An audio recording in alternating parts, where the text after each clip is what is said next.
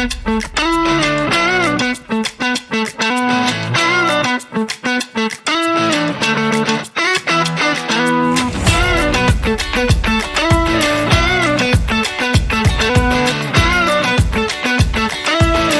time has finally come for the Burrows BTO Media Baseball Podcast. We're talking New York baseball, Mike and myself, every week. We'll be bringing you at least one episode, maybe even more. Mets, Yankees. I'll bring the Yankees. Mike will bring the Mets. We'll both talk about it with each other, give each other the maybe anti-team view, maybe not. I think we're both pretty fair and objective when it comes to each other's teams and our own teams. But this is what you'll be seeing every week. We'll be updating this background graphic. It'll definitely look better than it does this week, but we're going to be improving and growing as the season goes on, and we just hope that this is a place that you can come and enjoy some New York baseball talk, because there's not a lot of podcasts out there or shows out there on any platform that just give you both New York teams. But the way the show will be structured, we'll talk New York teams. We'll do a few fun segments that don't necessarily pertain to New York. And we'll talk about, at the end of every show, what's going on around the league for maybe 10, 15 minutes. So enjoy the ride. We're excited for it, and we're glad that you're going to be a part of it. You can follow us on BTO Media on Instagram or TikTok to find all of our content. We also post on YouTube Shorts, so all of our content's on all of our social media platforms coming from these episodes in short form. So, Mike, let's get started here. Yankees and Mets have had opposite starts to the season. I'll let you take the floor when we begin talking about the 1-5, fourth in the NL East, New York Mets. Polar opposite starts. Somehow they're not the worst team in the league, even when they were 0-5 after losing that first game in the doubleheader on Thursday. But I mean, it's offensively, and it's their big guns. It's 3 out of their 4 best hitters that are not hitting. It's Francisco Lindor, it's Brandon Nimmo, it's Jeff McNeil. These guys have not done anything. McNeil drew a couple of walks on Thursday. But, Kevin, it's embarrassing the production you've seen from guys like Lindor, from guys like McNeil. Then, we even have guys like DJ Stewart in the lineup. He doesn't have a hit yet. There are guys, Harrison Bader had maybe a hit before he had his second hit on Thursday, I'm pretty sure. So it's just a lot of guys offensively that aren't doing much. I know it's cold outside. I know it's April. I know a lot of these guys have track records where they start off slow, and it shouldn't be surprising. But when you have such small margins for a team that isn't the most talented and wants to try and sneak into a wild card, you need to take advantage, especially of playing some teams in weak divisions like they saw early on.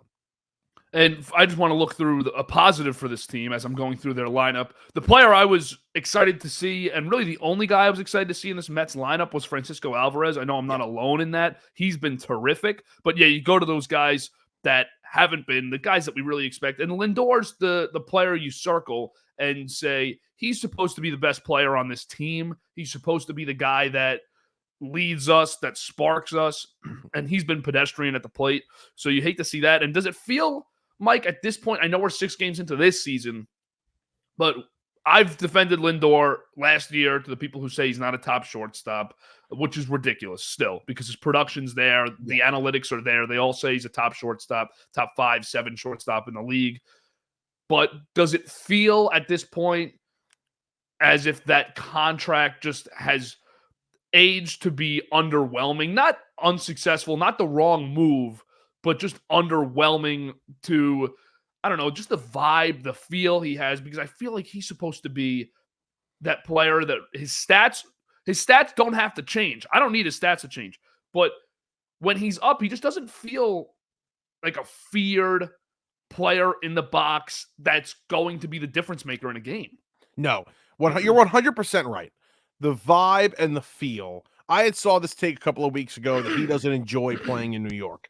I don't know if that's the case, but I don't think that's a bad take at all. You don't see him as this go-happy guy all the time since he's gotten here to New York. So I think the vibes are off. I think the tough fan base has gotten him over these years. And listen, it hasn't been perfect, Kevin. I mean, he had a really tough start to his Mets career, right? 2022 was really good. 23 was really good. But there are a lot in those seasons, there are these slow starts. There are these months where whether he got his pinky caught in the door and he had, a terrible month, or just a slump in May, like in 2023, there have been really bad periods where he's come up in big spots when the Mets have needed him and he's failed miserably. And then you have the boos from the fans and the complaining on social media. So there is kind of this toxic, weird vibe from this fan base, and they do get on him because he did get paid. Can I say this, though, Kevin? If you told me you got the starts that you have gotten from A, the starting rotation, B, Starling Marte and Brett Beatty, along with Alvarez playing the way he has and Alonso being Alonso, I would have told you this team's 4-2 or 5-1. But it's the guys at the top that have done absolutely nothing. And really, you look at the numbers on Alvarez, Alonso, Marte, Beatty, those four guys who were absolute key players coming into this season, and you'd say the offense shouldn't be as bad as it is, the worst in the league, but their situational hitting it makes you want to break the TV when you're watching it. Yeah. Man on second, no out. They've got maybe a 2% chance right now of getting this guy home. It's terrible, especially when these big guys come up. Because Alonso right now, he's good for a clutch hit in his career. So I'm not going to say that he's not because we're 6 games in. He's good for a clutch single. I've always felt that way about Alonso. Situational hitting, he's come up with some big ones in his career. But right now, it feels if a guy, say Harrison Bader, gets to second base, then you go to that top of the order, Nimmo, Lindor, Alonso. I don't feel confident in those guys to get him in. Not at all. And we saw it. Kevin, they went 3 straight innings yesterday. 9th, 10th, 11th. Runner on second, nobody out. 2 with the ghost runner. 1 because there was a walk and a stolen base. They didn't get one guy home. One guy did not score home. Was it the 9th or the 10th inning when you had the Beatty strikeout, Marte popped to short, and then was it Thompson? That's the 10th. That was the 10th. That was a putrid display. And then you had Beatty, the bunt situation with Beatty, I hated. Yeah. And Mendoza seemed like neither of us disliked the Mendoza hire. So I'm not going to get on here. Did either of us say we loved it and we were jumping for joy when we saw it? No. But listen, we don't like Craig Counsell. I think we both feel the same way about that for the price he got and how much faith the Cubs put into him. So Mendoza wasn't a bad fallback by any means. This was his first moment for me where I'm watching and I'm saying, what are we doing? And then you get to the 11th when it's 6-3 Detroit and you're trying to bunt with Bader to start. That's a situation where there's no bunting. I know it's Bader, but there's no bunting in a 6-3 game with a man on second, no out in the bottom of the 11th. You got to try to rally something here. It was bad. That Beatty bunt, Beatty's never had he's had one sacrifice bunt in his entire professional baseball career. Beatty's been one of your best hitters this season. Trust him that he's going to drive that guy home. That's my opinion on that one. Yeah, Mendoza did not have a good day yesterday. You know what's funny? Fans like to think they have input on social media, right? They complain about lineups and stuff, but when it's obvious that a lineup change needs to happen, a lot of the times with Buck, it never happened. Buck would never move guys because that was the popular thing to do, or it even seemed like the right thing to do, but he just felt he was stubborn or whatever, and the front office was stubborn. Yesterday, and the last couple of days, there's no production out of the 4-hole hitter, and they finally move Alvarez up, and they finally hit Alvarez 4th. I think we just had an earthquake live here. What the hell? That is absolutely nuts. I think we just had an earthquake. I'm like, that's weird. So we took a quick pause there as we had an earthquake and we just didn't really know how to keep going with that. That was crazy. Whole entire house shook and Mike caught it first. And then I was like, maybe it's the wind, but the whole entire house moved. So it's probably not the wind. But we're back now. Mike wasn't a big wind gust from Nassau to Suffolk. Definitely wasn't that. So Mike's talking about Alvarez getting moved up to the 4-hole. And I'm happy about that. I'm really happy that they finally did that. But then he gives you a lineup like in that game too, when you're trying to avoid 0-6, and it's Tyrone Taylor, Brett Beatty, Joey Wendell. and Omar Narvaez back to back to back, and you're like, you have no chance of winning this game, and they somehow won it. But Kevin, offensively, situational hitting, they might be the worst team you've ever watched because they do make you want to just slap yourself in the face every single time. And you would think it has to change, but I just posted a video on the Hardline account. The same guys, it's been the same problem since 2021. So if you want to exclude Alonso, fine. He does come up with the clutch home run a lot, like we saw Thursday. But it's a lot of the same with these guys. It is, and it's frustrating because they put so much money into this team, and the moves that the Mets have made have been good ones, right? I mean, I remember sitting there, I think it was what offseason was Marte signed? Is that 2 off seasons ago now? Yes, 2022, for the season of 2022. I remember saying, Marte, great pickup. Eduardo Escobar, great pickup. Mark Canha, loved it. And they kind of get into a Mets uniform, and it just doesn't work out. I mean, Marte, yes, injuries are the reason he hasn't, but Escobar was horrible. Even James McCann was awful. Oh, my God. He was a disaster signing. Yeah, McCann, it's a walk-off for the Orioles the other night. It's like, where was that? If James McCann ever came up in a situation where the bases were loaded in the 9th inning, 1 out, that's a double play. That's an inning-ending double play. So it almost makes you think, is it the players or is it the team? Is it the logo? Is it the franchise? It feels that way. That's how it feels with the Jets. It feels like that. It feels that way with the Jets, too. Like, the players just put on the uniforms and it doesn't work out. So that's how I feel about these Mets players, because why isn't Lindor, who you got in his prime, and he still should be in his prime, on paper, statistically, still performs at a prime level. Hasn't been the same production that it was in Cleveland in those 18 and 19 seasons. Yeah, 100%. So yesterday I took a step back and I just thought, is it a New York thing and we're just analyzing him under the microscope too much? And maybe he was the same guy in Cleveland? But you go back and watch the guy in Cleveland. You go back, look at the stats in Cleveland. This is not the same guy. No. That guy was dynamite, man. He was electric. And the Mets don't have that. I feel that they lack that excitement. And I'm not saying excitement because they're not winning. They just look at the Yankees right now. We're going to talk about him. But Lindor should be their Soto. Yeah. He should be the guy that has come in here and completely injected life into the team and franchise and fan base. But maybe he's just not viewed that way by his peers. I don't know. I truly don't know the answer. But I don't think the players on the Mets dislike him. I don't think so either, but I think there is and again, we're not in the locker room, so this is all just speculation. It almost feels like there's a divide because Lindor was a leader, not only for his team in Cleveland, but with the MLBPA. He's a leader. He's a leader amongst men always, and he's that kind of guy, and he's that kind of player. And when he got here, there was already sort of a core group established of Nimmo, Alonso, McNeil.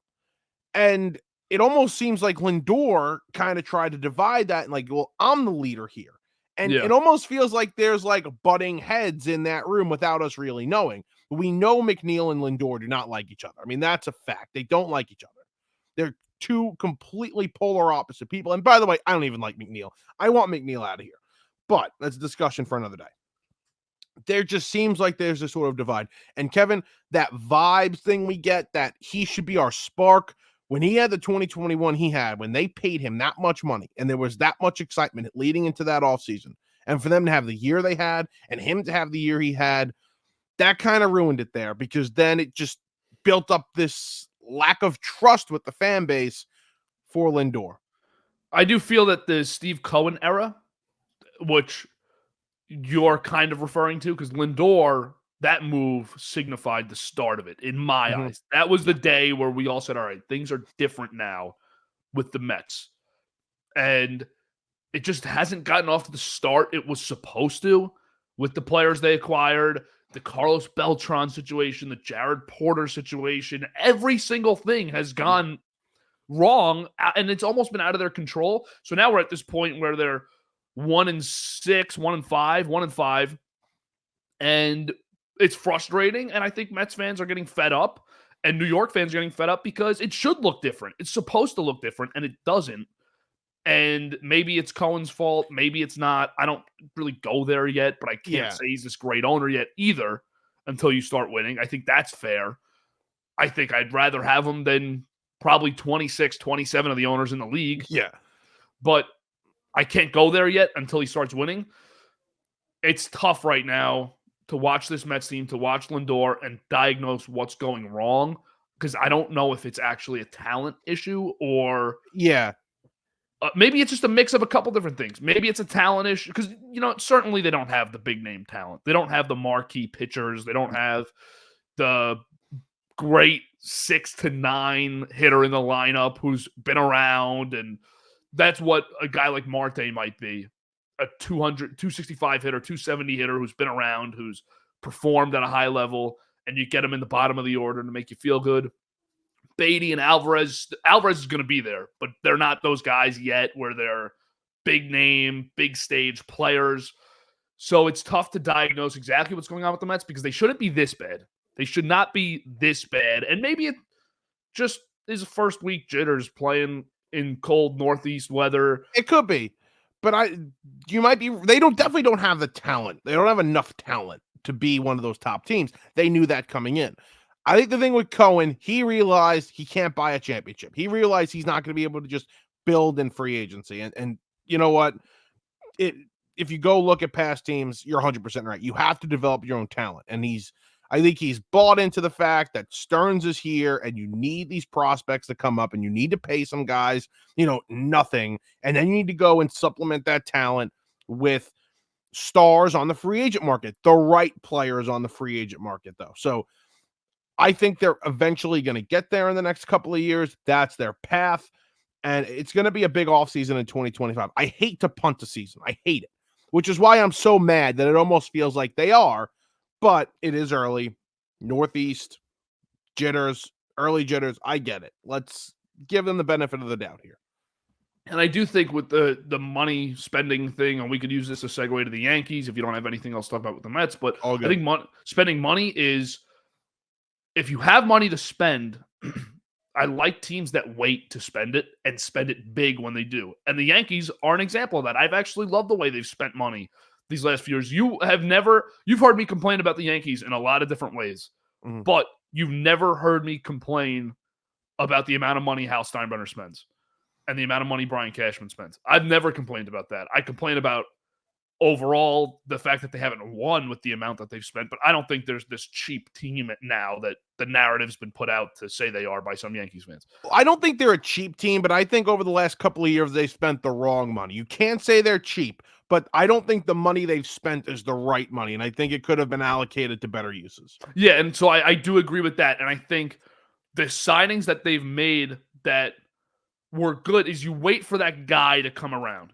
Garrett Cole is one of those rare free agents. Carlos Rodon is not one of those rare free agents. There's a Carlos Rodon on the market every year. We just saw it with Blake Snell and Jordan Montgomery. There's a Carlos Rodon on the market every single year. But Garrett Cole is rare. Aaron Judge was rare, and he was homegrown. But if you wait every couple of years, I do think Giancarlo Stanton was rare to be available to give him that money through the trade. That was an MVP. And for teams this offseason, it's Juan Soto. So those are the stops that you spend money at if you have it. And then everything else has to be the complementary signs. And your stars have to be your homegrown guys. They have to be. That's how the league works. Look at the Dodgers, man.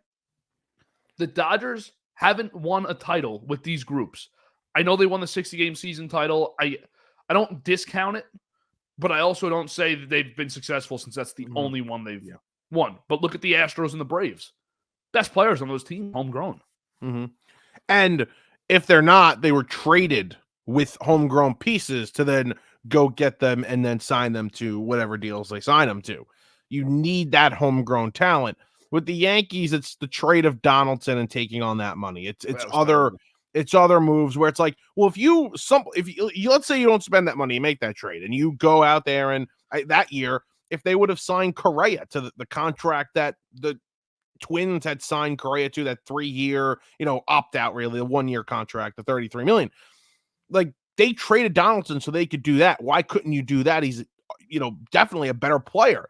So those are the kind of moves where I'm like, they're head scratchers for the Yankees, but when they go out there and they spend big money, you're right. It is on those generational talents. And with Soto, they have to pony up the $500 million it's going to cost, because that's what it's going to be. It's going to be $500. I think it's going to start with a 6. There you go. I don't know if it's Either way, I mean, we're in that range where you're going to have to buckle up, and I think he will. I think both sides will, because Soto realizes, and he's going to see it today, right? Soto's going to see today. This is an incredibly special place that you're not going to get this anywhere else. And the Yankees realize there's only one of these guys, and if I can lock him up, let's do that. Yeah, neither team is going to get what they have in this situation with anyone else. Today is Yankee opening day. That's why you refer to it. So they finally played their first game in the Bronx after a successful first 7 games, 6-1, best team in the AL East. And they head to the Bronx today, man. I'm excited. They get the Blue Jays. That's a nice rivalry game. Blue Jays have had a slow start.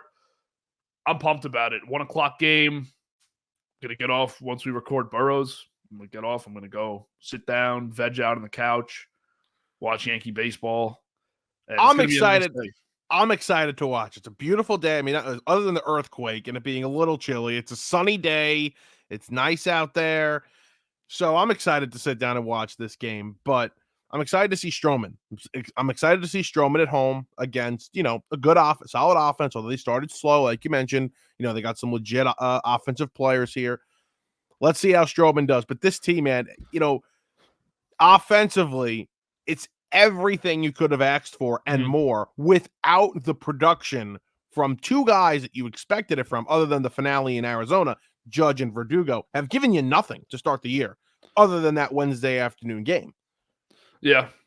And now you have Judge is going to be, he's going to be getting hot now. This is usually the time. He's always slow that first week. Even if you remember the 62 home run season, MVP year, his first week, I think he was 1 for like 16.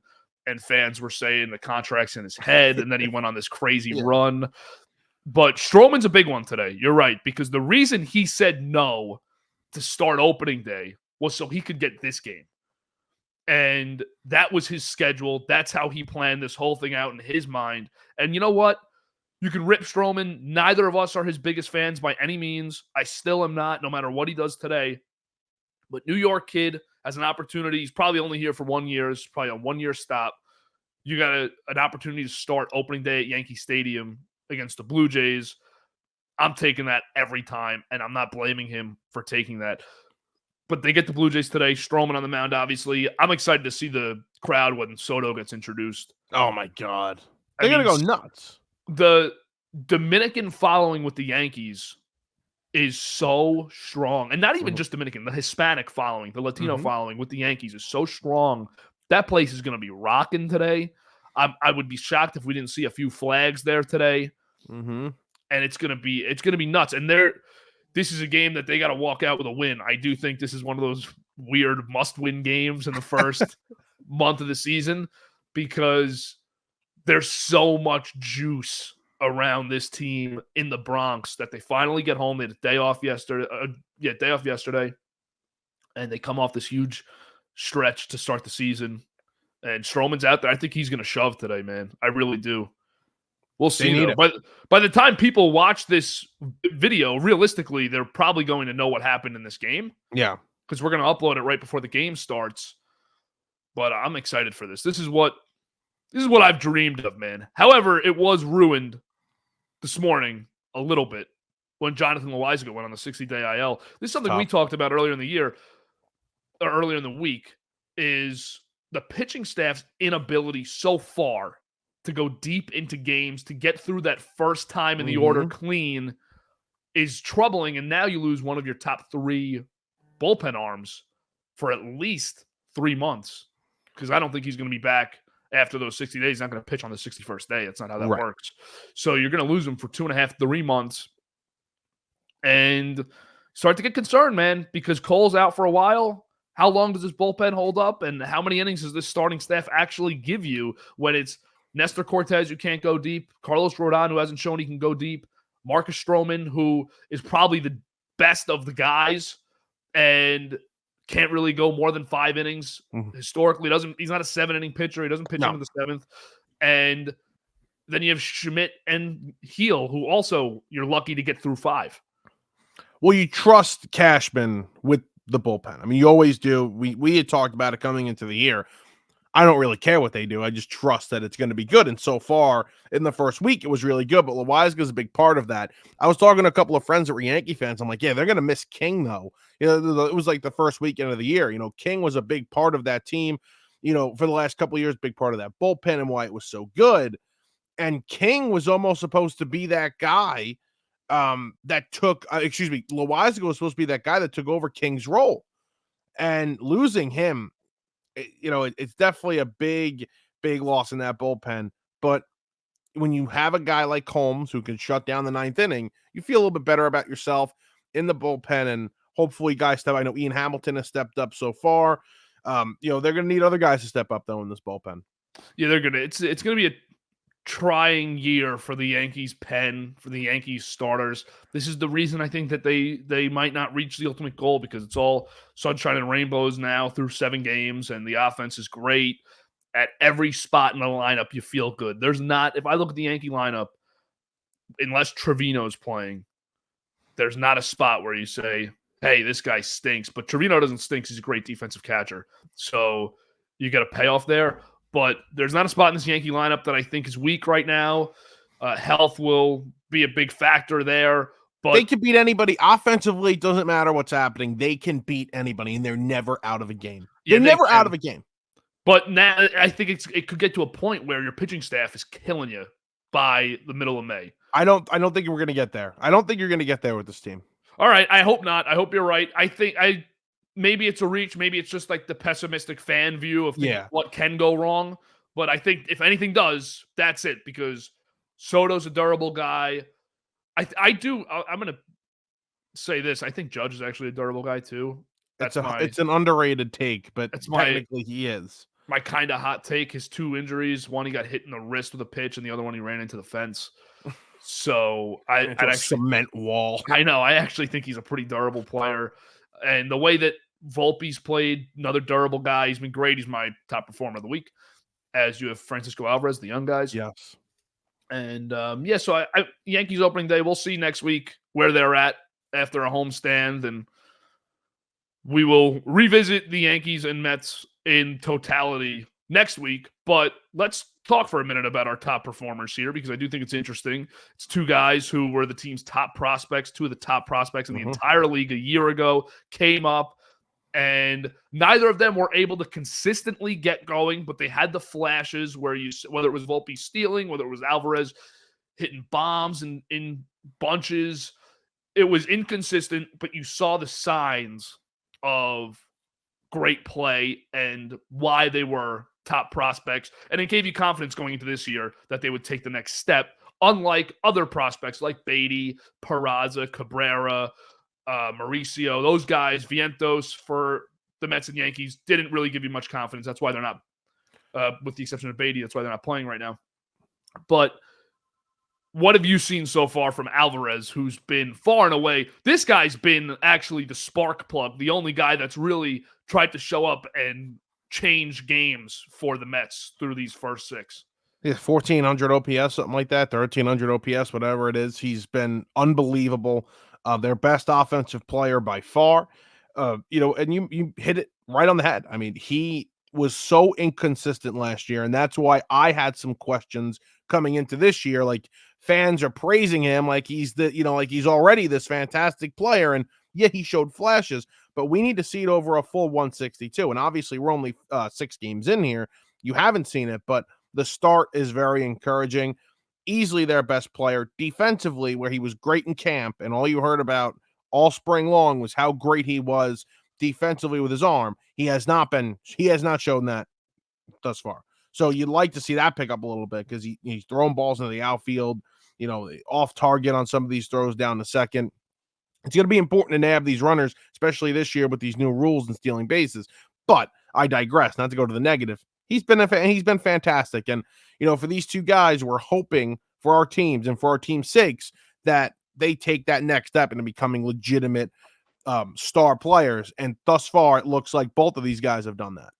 And for Volpe, same type of deal, taking that next step, 9 hits in the first 7 games. That's why he's my top performer. Between him and Ian Hamilton, reliever, who's been great for the Yankees. Wow.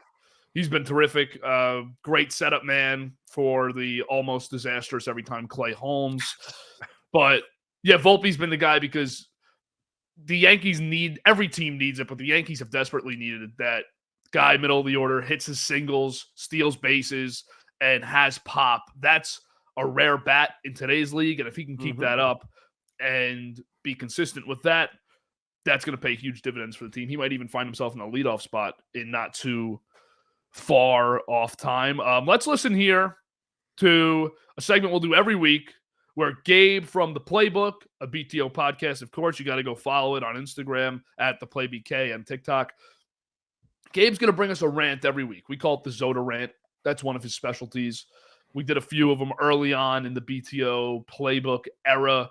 We're bringing him back on this show. He's going to send us this 30-second clip. We don't listen to it before the show. And normally, almost always, it's going to be something severely negative about, typically he goes with the New York teams, which is what we're doing here with the Boroughs, which is what we like. And we'll let him take it away from here. And then we'll tell you what we think after. Yankees fans knew this going into this year, but Mets fans, you just have to learn now. This guy just throws fastballs. 98 doesn't really matter. He has no secondary pitch that he can really rely on to put people away. And when you're like that, people are just going to hit home runs. He'll give you flashes that say, oh, maybe Severino's got some juice, but then you'll just give up 5 runs. The next day, just remember, Mets fans, when Severino doesn't end up doing anything, I told you so. All right, Mike, I'll let you take charge on that one, as it is an anti-Mets rant today. Yeah. Well, listen, Severino, they signed him for a very low-risk 1-year contract. He showed some flashes in spring training, and obviously, if you take a look at the first week, spring training does not matter.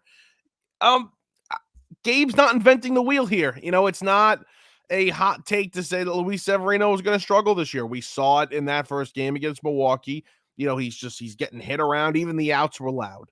So I think Severino, and I thought Severino had a chance coming into the year to kind of resurrect his career a little bit and, become a back end of the rotation guy that you can rely on, give you, a high 3s, low 4s ERA, but still a productive pitcher. Early on in this season, in his first start, we haven't seen it, but I think you got to give it time. You're only 1 week in. He's only made 1 start. Let's see how the first month goes. The Mets are not locked into anything, obviously. So, it's going to cost him if they're losing every start he makes. But early on, you still want to see what you got because, as he says, the fastball's there. The stuff is there. He does have some nasty stuff. You got to put it together. And if he can't put it together, it's obviously nothing. But let's see if he can do it. Gave up 12 hits in his first start. That was Severino. And listen, it's a low-leverage player for the Mets, I think. It's low risk with a 1-year deal. Just trying to see if they can get anything. Mendoza has the familiarity with the Yankees. I've always thought that's why it happened. Trying to give him a shot to revive something in a year that the Mets aren't trying to win. They're trying to put together the pieces to win next year and beyond. But we'll see with Severino. Last year he was one of the worst pitchers I've ever seen. And I hate to say that because he came up as a great Yankee prospect. Terrible. Before his first injury, he was just smoke and mirrors on the mound. He was awesome. And the last year, he was throwing with a dead arm. And it was tough to watch. He was 5 runs in 2 innings every time he pitched. And he couldn't get out of the third. It was a real decline and incredible regression. It's sad. It was sad to see throughout. It was. Yankee it career. was. He would, you know what? If he could put it together, I know remember he came back from injury in 21, I think, when the Yankees lost to the Red Sox in the wild card. They had him out of the bullpen. Kind of feels to me like he would be a guy that if he cannot get knocked around, maybe the bullpen's the best option for him. Yeah, because you know what? He can't get through that second or third inning, as I just said, so maybe just have him go out there for 1. I don't know if he could do the high leverage. I don't know if he could do the high leverage spots. I have no idea. And I think it's probably tough as far as ego and mentality. I'm not saying he has a big ego, but everyone has some sort of an ego. It's probably tough to move a guy who's been a high caliber starter his whole life to the pen and keep him satisfied at all. But if he goes and dominates in the pen, there's big money waiting for him. The bullpen pitchers around the league are scarce.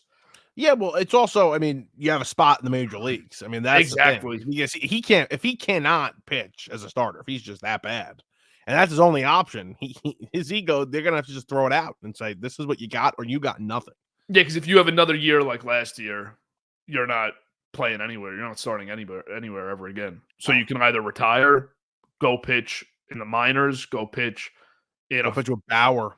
With Bauer in the Japanese league or the Mexico league, and that would be all right. Whatever. That's the Zoda rant today. It's good stuff from Gabe. He'll be giving us that every week. Make sure to follow Play BK, and of course, make sure to follow the Hardline Sports Talk. No affiliation to Gabe, but a lot of affiliation to BTO Media. Normally here we do our blind resume where I'd show one player we alternate the weeks, but we'd show one player to the other person and their stats, and we'd tell you who the player is. So if I was doing it this week, I'd show Mike who the player is, and I'd show their stats so far, and then I'd show another player, unnamed, and their stats. To this point, Mike would guess that player, and we'll see how it goes when we start doing it, but I was looking through. There's just not enough stats to make that happen this week through 5 to 7 games for every team, maybe 8 games. Not enough stats for that. We'll start it up next week. We look forward to that. If you guys have any ideas, suggestions, definitely comment them. Send them in to us at any of the platforms, Hardline, Playbook, BTO. You can send any messages to us. We will include it in the show. But, Mike, let's move on to just around the league talk here to wrap up. Yeah. Which we'll do every week. What's been standing out to you around the league? I think did you see those Ohtani ball situation yesterday? I saw it. I didn't get a chance to read about it. It's an interesting one that the Dodgers pressed the woman who caught his home run basically after the game. Yeah. They were pretty aggressive in their attempt to get it back, and they said they wouldn't authenticate that ball. If she didn't give it to them, they'd say it wasn't the ball that they were using. And that's weird. And she got lowballed on the return for it, which everyone always gets a great deal on those returns. And she got lowballed, and she wasn't thrilled about it because she said she was pressured into taking a deal that she didn't want to accept for Ohtani's first Dodger home run. Weird situation, and it just adds another chapter to an Ohtani saga that I thought would have went away. I said this to you. I thought it would have went away after opening day, the gambling situation, and I hadn't heard about it all week, but he throws himself, and the Dodgers throw him right back into the media here with this situation. If true, it was reported by The Athletic. That's a weird one. Weird stuff going on with Ohtani. Weird stuff. He hadn't hit the home run. He was kind of struggling, actually. Yeah. Offensively, he was not producing for them. He finally gets the first homer. A weird situation. You had mentioned you think it's going to go away, the gambling thing. I don't. I mean, I think it's gone away, like, where we haven't talked about it as much the last couple of weeks, but I don't think it'll ever get away from him. I really don't think that's possible. But it is concerning here that he kind of has started off a little bit slow, and that's probably in the back of his mind, just dealing with this whole situation. And bad job by the Dodgers. I mean, absolutely bad job by the Dodgers, who are a first-class organization. To handle that situation the way they did is disappointing. Yeah, it's a frustrating one. I hope that it's not true, but I don't know why that story comes out. I don't know. Yeah, I mean, I would have to believe that it's true if a story like that comes out. And The Athletic usually does a pretty good job. Yeah, Athletic's their great coverage. Was it their beat reporter Fabian Ary? Well, I thought you had it up. You don't have to look. I don't have it up, Mike. I don't have it up. Oh, I'm sorry. But now I have to look it up. Yeah. Because if it's their beat reporter, then he's solid. He's good. He's a good reporter. Let's Easily see. check. It's from Sam Blum, the Angels. I don't know Sam Blum. He's the Angels reporter. Yeah, no. Who's been on the Ohtani case. Yeah, it says Amber Roman, who caught Shohei Ohtani's first Dodger home run, says she felt pressured by the team and left with little choice but to hand the ball over for a low ball offer. I mean, why would she lie? That's the only thing. Like, I don't know why she would lie. Why would she lie about that? Yeah, I have no idea. There's no reason to lie, so I believe her. This guy says, if I caught Ohtani's first home run ball, I would have started the bidding at $4.5 million. It's not like Ohtani would have noticed it missing anyway.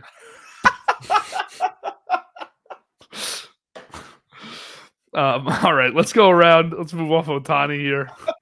I know. I saw a story that I did not read. I'm pretty sure it came from The Athletic. I was working, so I didn't have the chance to scroll and click on it and read it. Apparently, some guy from The Athletic wrote a story that how Ohtani manages his finances. How the hell do you know how he manages his finances? Unless you are just getting fed lies from the Ohtani camp about how he manages his finances. Which is probably what it is. It's such BS how they think and they're probably going to get away with it, which sucks. They're going to get away with this. Like nothing ever happened. He definitely is. 100%. So or Pete Rose is going to end up in the Hall of Fame. Pete Rose better end up in the Hall of Fame. But I don't think that's going to happen. I felt that way last week. I told you that, and now it looks over. Let's look around the standings quick. Yeah, I'm going to give you a few teams, frauds or not. I need that from you. I'm just going to go in order of how they're listed on the website. American League East starts. Red Sox. Frauds. I mean, do you think they're going to pitch like this for the rest of the year? Come on. No, they're not. Tigers, first place in the Central. They're not first place in the Central, and they're not 5-1 good, but they will compete for the division. Yeah, because you look at the rest of the teams. I mean, Guardians 6-2. It's a terrible division. I'll say not complete frauds. Okay, they'll compete for that. So they could be an 80. They could be an 85-win team and win that division. Yes, they could. All right, AL West Rangers. We can't say frauds. No, we can do this. We'll do this dance again with the Angels, though, who are tied for first. Jesus Christ. I think this is finally the year Trout gets traded. I think Trout gets traded for a complete overhaul for their minor league system, and they finally commit to the rebuild, and Trout's out. They're frauds. All right, so let me ask you this. Since it's the Burrows, do the Mets take that contract? No, the Mets won't take that contract. The Phillies will take that contract. Okay. That's a good call. National League East, no frauds to be detected here. It's pretty average division to start record-wise. Yeah. The Phillies always start out slow. The Mets always start off hot, which is I'll ask you this one. Are the Marlins truly 0-8? Yeah, the Marlins are bad. I mean, they're a really bad team. They just lost Yuri Perez now, which is terrible. He's having Tommy John, which sucks. Mm-hmm. But they're that bad. I mean, they didn't do much this offseason. They obviously they had the situation with Kim Ng, and they hire Peter Bendix from Tampa Bay. Not a good situation over there in Miami. They are that bad. Jazz Chisholm running his mouth about the fact there's shadows in with the roof open. They're a joke. Yeah, all right. They're bagged. And Arias sucks. Does he? He's hitting like 180. Did you see the story from Ken Rosenthal? Like they're already thinking about selling.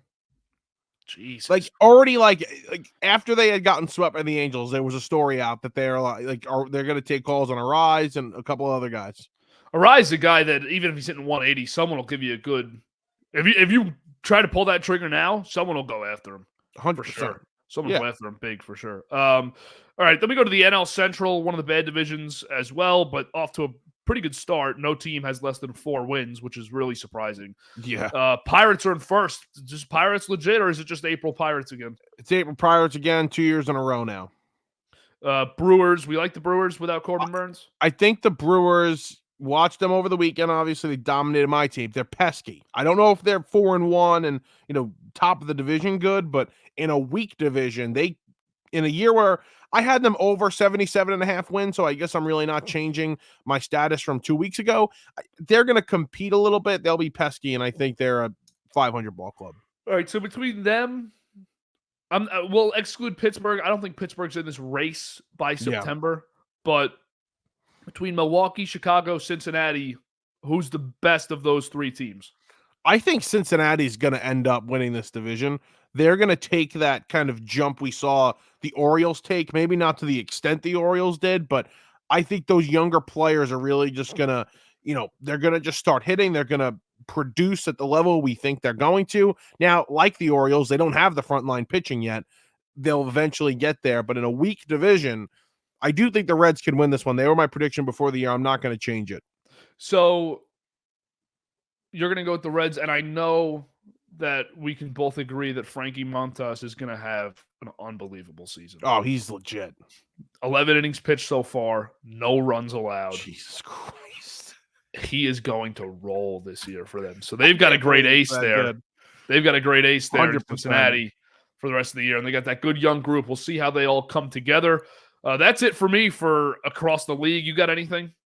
No, the Giants look interesting. They I just didn't even want to go to that swept. West because They got swept it's by how the you think. Dodgers. It's how you'd think it would go. Dodgers are 7-2, most wins in baseball. Diamondbacks 4-3, Padres 4-5, Giants 2-5, and Giuseppe's Rockies suck. Oh my 1-6, right there with the Mets. They're at 1-6. that's a joke of a team. The Giants don't look bad. They played the Dodgers tough, but got swept. It's just a very interesting start for the team, but they've looked good, and some of the pieces they brought in have done a pretty nice job. So the Giants, who I wasn't as high on, even though they're 2-5, they do look like a team that is absolutely going to compete for this wild card. If you would have told me Chris Bryant wouldn't go down as a top 5 third baseman of his playing tenure, I would have said you're nuts 10 years ago. I mean, 10 years ago, this guy was the best third baseman in the league, and he was 22 or 23. He fell off so bad. Even when he was with the Cubs the last year or two, he was not that good. He wasn't that good. Then the Giants, he was on the Giants as well. It's really it's a sad drop off. He's been in the league a while. It felt like the Cubs were about to have the most prominent player in their franchise's history. Those 2 years, that 2016 and 17 season, you're like, oh my God, this is one of the best players in baseball. Got the ring, ended that drought, 108-year drought, and since then, just what a fall off. And he's horrible now in Colorado. He had a couple of resurgent years. I mean, he was still really solid. He had the bad 2020. He came back in that 21 season. They ship him off to San Francisco, and then that was it. Oh my God, I forgot about that. Yeah, they shipped him out. They shipped him out. They traded him. Yeah, he was on that 107-win team. Yeah, they traded him. Yep. Wow. I remember I sat right behind the dugout for a Giants-Mets game in 21, and he was obviously there. And he came up and I was literally right behind the on-deck circle. And I said to him, hey, Chris, you're going to be a Met. Uncle Stevie's going to pay you. And he looked at me and smiled. And then he hit a home run. So I'm like, oh, this guy's a Met. I was like, no doubt, he's a Met. And he did it for you. Thank God he's not a Met. Yeah, that Rockies contract is a mess. They're the worst. They're the worst franchise in the entire league right now. Yeah, they might be. Them in Miami. And the A's. And the A's. Yeah, the A's are going to Sacramento. We're not even going to talk about that. I mean, that is what it is. I can't put any energy into the A's. I know. I have to for the batter's box today. I gotta talk about it. I gotta make sure Mike 88.7. Yeah, every week. 3 to 4. 3 to 4, 88.7. Mike every week. You can catch him. All right. Well, this was the Burrows episode 1. I'm glad we got to do it. We're going to be doing it every week throughout the entire season. Once, maybe even more than once, depending on what's going on. In person, too. Yes, this is hopefully one of the only weeks that we're not in person for this, which is what the whole show. So the background looks a little odd right now because everything is oriented for the in-person show. And that's the plan moving forward. So we look forward to that in the first ever BTO studio for this show.